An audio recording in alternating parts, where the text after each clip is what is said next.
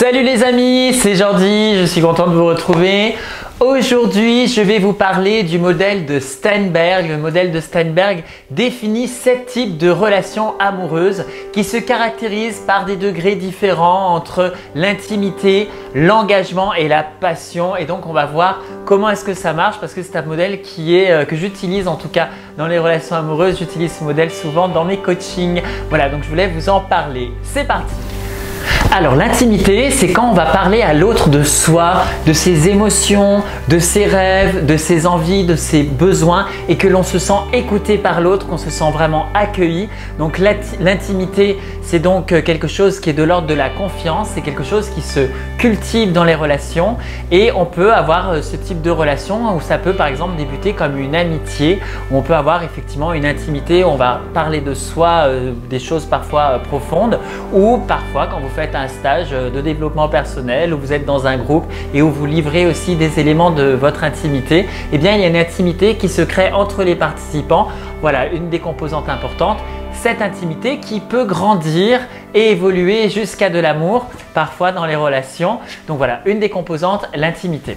La deuxième composante du triangle, c'est la passion. Et oui, la passion, c'est cette attirance, c'est ce désir physiologique où vraiment on a envie d'embrasser l'autre, son odeur, tout nous plaît chez lui, son regard, ses gestes, voilà, la manière dont la personne s'habille. Voilà, en tout cas, il y a vraiment cette attirance qui fait qu'on est vraiment très attiré par l'autre, on ressent beaucoup de désir. C'est souvent le cas dans les débuts des relations amoureuses où cette passion est très intensifiée dès le départ ou parfois elle fait place à d'autres choses, on va le voir ensuite, mais effectivement c'est une composante importante. Et il y a dans ce type de relation, il n'y a que de la passion et que du désir. Ça peut être peut-être le plan d'un soir où effectivement il n'y a pas d'intimité, il n'y a pas d'engagement non plus et donc c'est quelqu'un qui vient et avec qui on a une belle aventure intense mais qu'on ne revoit pas forcément après.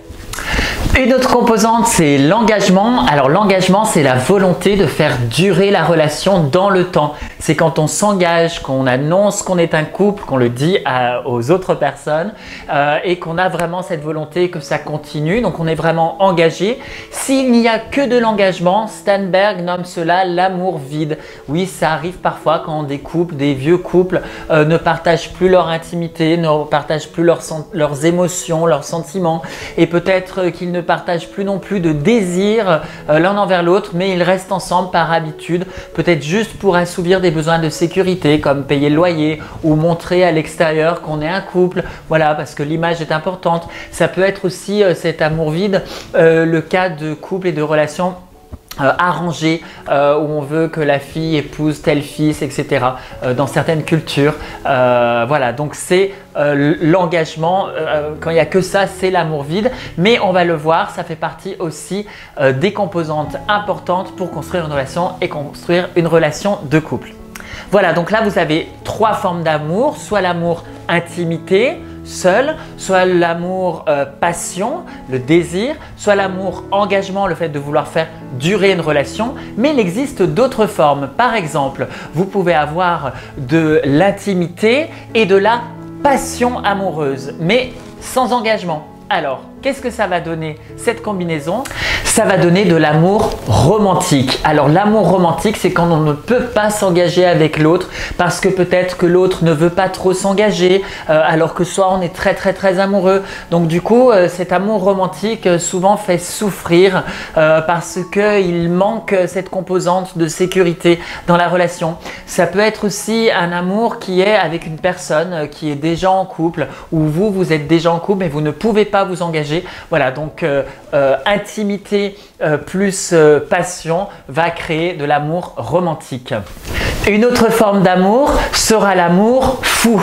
L'amour fou, c'est quand il y a de l'engagement et de la passion, mais qu'il n'y a pas d'intimité. Ça veut dire que les personnes ne se connaissent pas encore assez. Elles sont ensemble que depuis quelques semaines et déjà elles veulent s'engager à se mettre à vivre ensemble, à créer un couple et peut-être même à se marier très rapidement alors qu'en fait elles manquent d'intimité. Ça veut dire qu'elles manquent de connaissances dans leur fonctionnement l'une de l'autre. Donc on appelle ça de l'amour fou parce qu'en fait les personnes ne se connaissent pas.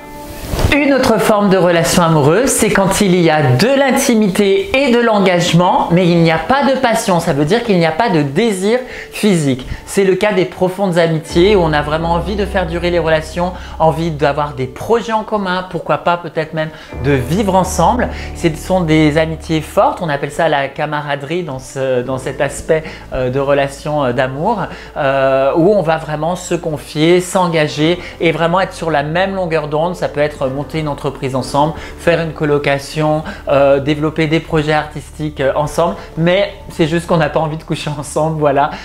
C'est donc engagement et intimité.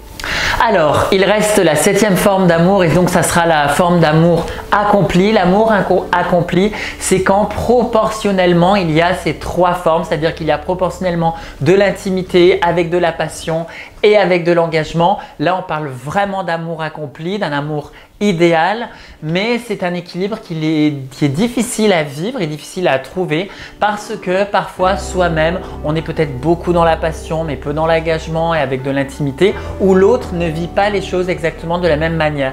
Donc ce que je fais souvent en coaching, je demande aux couples où est-ce qu'ils en sont dans leur triangle pour pouvoir faire grandir ce qu'il manque, sachant que les deux ne sont pas toujours sur les mêmes phases, donc ça peut être intéressant de voir les deux personnes, comment elles peuvent rééquilibrer cela, parce que bien sûr, tout est possible pour pouvoir vivre une relation idéale. Voilà, c'était le sujet d'aujourd'hui. Je vous dis à très vite et je vous remercie pour votre attention. Salut!